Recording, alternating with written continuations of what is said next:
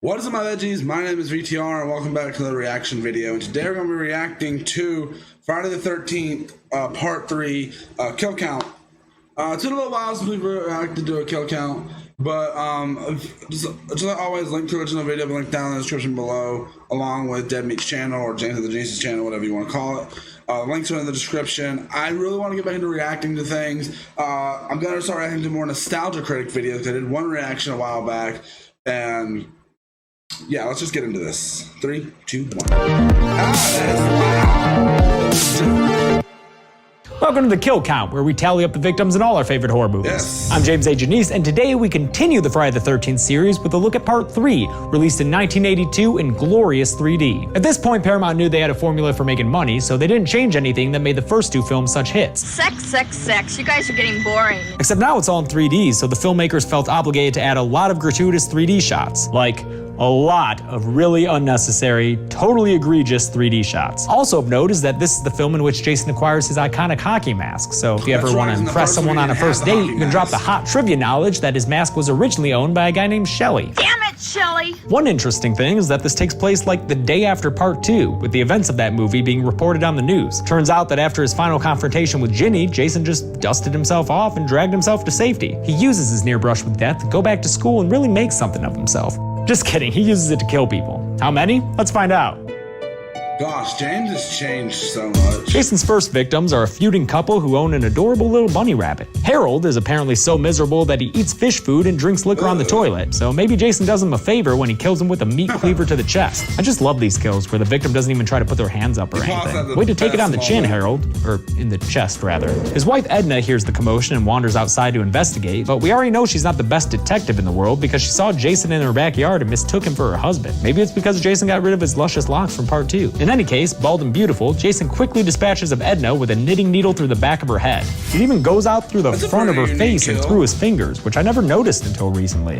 Harold and Edna serve as the traditional intro kills, and with them out of the way, we get to meet the teenagers we'll pretend to care about for the next 80 minutes. Instead of camp counselors, these teens are just a group of friends heading up to lead girl Chrissy's family home, which has the unfortunate name of Higgins Haven. Among Chrissy's entourage is a Latina, a stoner couple, that weird Shelly dude, and this couple who really spices up the movie with this little piece of information.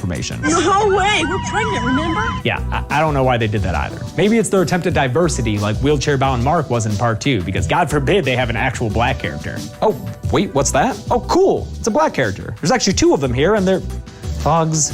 Damn it. Well, at least that dude's having a good time. Look at that smile. Oh, sweet Celestia. Never mind.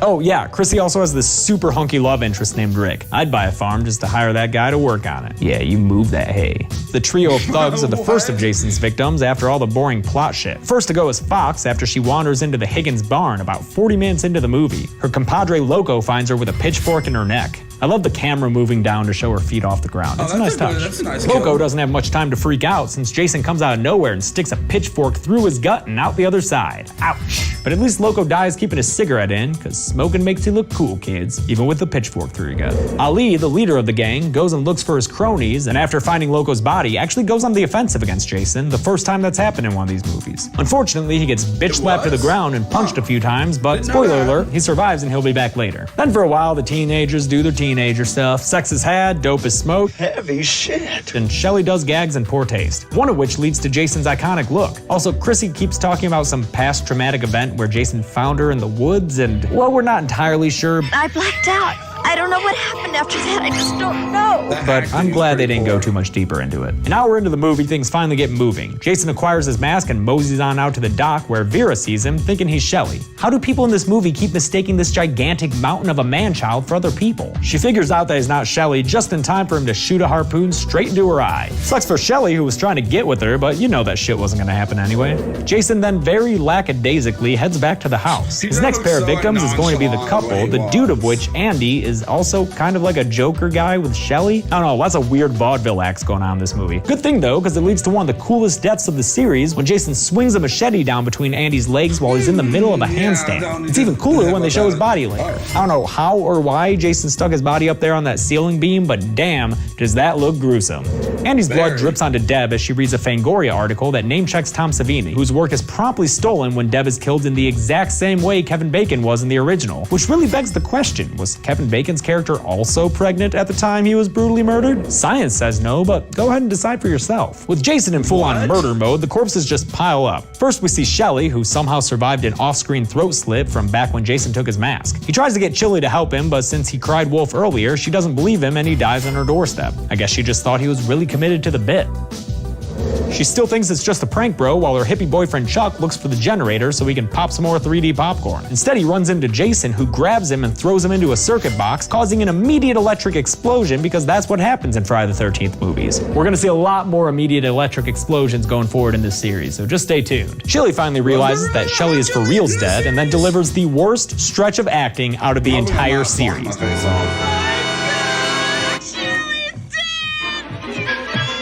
That is some terrible acting. I do agree with you, James. Why are you running like that? I can't believe that it's so bad. It's so bad, guys. It's so bad. Jason finally sticks her in the gut with a hot fire poker, putting us all out of our misery and pushing the kill count into double digits. Why did she not go out the door? Chrissy and Rick return from the woods and realize something's wrong when they find an empty pot burning on the stove. Classic stoner move. They separate, real smart there guys, and it leads to what is hands down my favorite kill of the movie. In fact, I'm gonna give it both coolest and lamest kill at the end of this because it exists in between planes of quality. Jason kills boy toy Rick by squeezing his head. He squeezes his head to death and look at it. Look at that fake head. How did audiences react to this in 1982? Were they not familiar with real heads? Did they mistake paper mache heads for real people? I don't know the answer to these questions, but I do know that Tom Savini had nothing to do with that visual effect. With all her friends dead, Chrissy is free to do what final girls do. It's pretty standard this time through, no fun psychology games like in part 2. Instead, she does the usual final girl victory tour of the people she's outlived, including a guy she's never seen before in her life, so whatever, you know? She fights back a couple of times, stabbing Jason in the leg, hitting him in the head with some wood, and dropping some heavy knowledge on him. Like literally, you know, books. She even hangs him from the barn, which appears to work for a second before Jason pops back up to show her his face? What? Why put the mask back on? Whatever. Overall, nothing too special. Except, wait, oh shit, Ali's back, and there goes his hand. I don't know why they brought him back for literally less than 10 seconds of screen time, but it was a fun little surprise, I guess.